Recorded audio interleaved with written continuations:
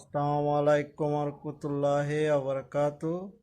আমাদের তাহরিজুর নির্বাচন করতেছে, এটা নিয়ে সবাই সমালোচনা করতেছে। তাহরিজুর নাকি সুৎখায়।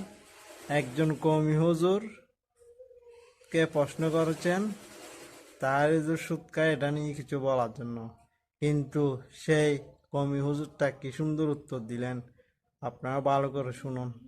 তাহেরি হুজুর সারা জীবন সুদের ওয়াজ করে, কিন্তু তাহেরি হুজুর নিজে সুদ খায়, এ নিয়ে কিছু বলেন। এরে ব্যাংকে তো টিয়া ব্যাকে এরা আইও তো রায় আয় যে সরকারি হইসাটা খাই এনো তো ফতিতার কোটি আছে ট্যাক্সে এত হালাল কে আলেমের করে কোন রকম কদুর যদি সিটাই দেয় এটা উড়া দেওয়া যায়।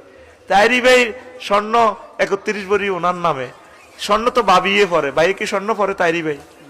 আমি চাই তাহেরি ভাই পার্লামেন্ট সদস্য হোক, রাসূল সাল্লাল্লাহু আলাইহি সাল্লামের একজন আশেক পার্লামেন্টে যাবে, এটা তো সুন্দর।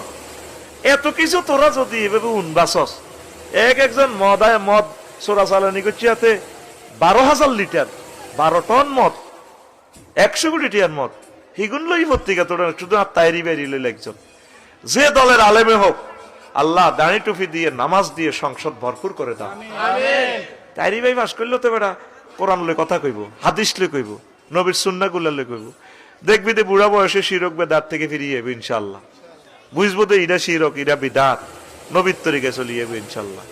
আরে পানিটা জীবাণু যুক্ত হইলে তো রিফাইনিং করা যায়, তবুও তো পানি। আমাদের যে সমস্ত ভাইরা শিরক বেদাতের লগে অনিচ্ছা শর্তে জড়িত, তারা ইনশাআল্লাহ একদিন ঠিক হয়ে যাবে। আমি তাহেরি ভাইয়ের মঙ্গল কামনা করি, আমিন।